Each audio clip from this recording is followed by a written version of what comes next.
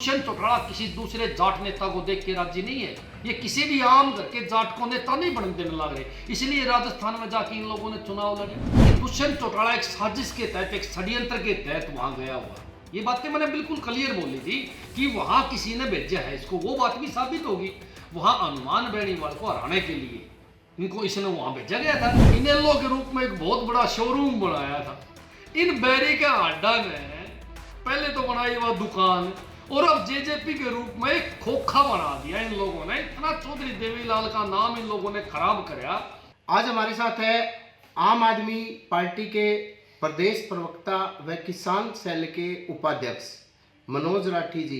तो अभी जो चुनाव के परिणाम आए हैं 3 राज्यों में, इसको लेकर हम चर्चा करेंगे। और मनोज जी, जो अभी परिणाम आए हैं, खासकर जो हरियाणा के एक सहयोगी दल ने राजस्थान में भी चुनाव लड़ा था, और इन परिणामों को लेकर आप क्या कहना चाहते हैं? देखो, मैं तो बार बार एक बात कह रहा है, शुरू से ही मैंने पहली बार एक बात कही जब दुष्यंत चौटाला ने ऐलान किया राजस्थान में चुनाव लड़ने का और राजस्थान में रैली करने का, तो मैंने क्लियर बताया था कि सारी की सारी जनता को हरियाणा से लेके गया है और हरियाणा ले जाके वहां रैली करने लग रहे हैं। वहां के लोग तो आए नहीं, और ये इस रिजल्ट से साबित हो गया कि इस रिजल्ट के अंदर कहाँ इसको 43 वोट आ रहे हैं, कहाँ 200 वोट आ रहे हैं, कहाँ 500 वोट आ रहे हैं, कहाँ 700 वोट आ रहे हैं। बड़ी बुरी हार इनकी हुई है।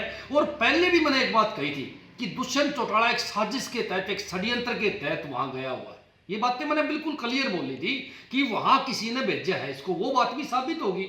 वहां हनुमान बेनीवाल को हराने के लिए इनको इसने वहां भेजा गया था, किसी पार्टी ने इनको भेजा था। मैं तो एक बात कहना चाहूँ कि ये दुष्यंत चौटाला हरियाणा के अंदर तो बीजेपी के साथ गठबंधन में सरकार चलाने लग रहे हैं और राजस्थान के अंदर आमने सामने चुनाव लड़ने लग रहे हैं। इसके पीछे की कहानी मेरे को आज समझ में नहीं आई, आज तक समझ में नहीं आई कि मैटर क्या है।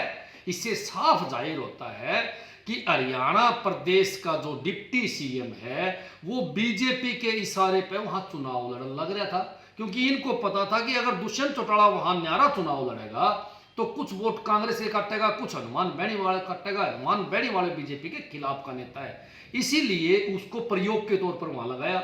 लेकिन प्रयोग और उपयोग सारे फेल हो गए। कभी चौधरी देवीलाल जी ने, मैं आपको बताना चाहूंगा, कभी चौधरी देवीलाल जी ने इनेलो के रूप में एक बहुत बड़ा शोरूम बनाया था। इन बैरी के अड्डा ने पहले तो बनाई वह दुकान, और अब जेजेपी के रूप में एक खोखा बना दिया इन लोगों ने। इतना चौधरी देवीलाल का नाम इन लोगों ने खराब कराया कि आजकल ये भी बातें चलने लगी। सारी दुनिया ने इस बात का पता चलती भी आमतौर के ऊपर कि दुष्यंत चौटाला किसी दूसरे जाट नेता को देख के राजी नहीं है। ये किसी भी आम घर के जाट को नेता नहीं बनने देने लग रहे, इसलिए राजस्थान में जाके इन लोगों ने चुनाव लड़े। और ये चाहते हैं कि हरियाणा ये नहीं, पूरे प्रदेश और देश के अंदर इनसे बड़ा कोई जाट नेता न बन जाए। ये इनकी जलन है, इनकी सोच माड़ी है। अब बीजेपी को भी ये पता चल गया कि जेजेपी के तो पल्ला कुछ नहीं। देखो, बीजेपी की 2 ही चाल थी और दोनों में बीजेपी को कामयाब मिली। एक तो चाल ये थी कि भाई ये पता चल जाएगा कि जेजेपी के पल्ले क्या है, कितने वोट ये राजस्थान में लेवे। और दूसरी चाल ये थी कि अगर ज्यादा वोट लेवेंगे तो बीजेपी को और भी ज्यादा फायदा होगा, वहां कांग्रेस का वोट भी कम होगा और अपना इसका हनुमान बेनीवाल का भी वोट कम होगा।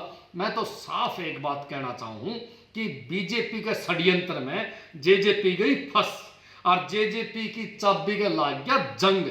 अब इनसे नहीं खुलेगा कोई भी ताला। मैं तो अनुमानू हूं कि ये खोला तो थी विधानसभा का ताला, लोकसभा का ताला।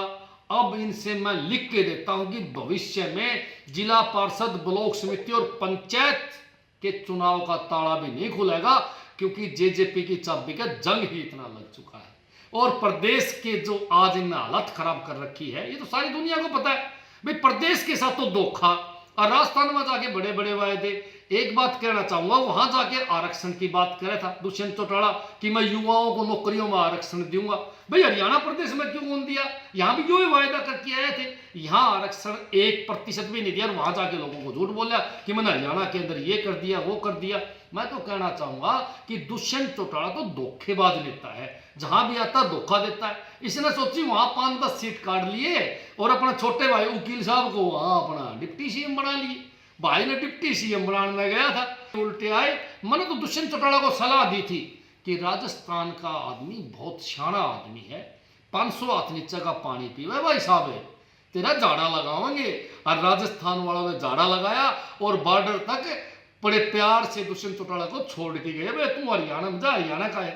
एक बात मैं कहना चाहूंगा, जो आदमी हरियाणा का नहीं हुआ, जो आदमी अपने परिवार का नहीं हुआ, जो आदमी अपने चाचा तावा का नहीं हुआ, तो वो भाई राजस्थान वाला का कैसे हो जाएगा।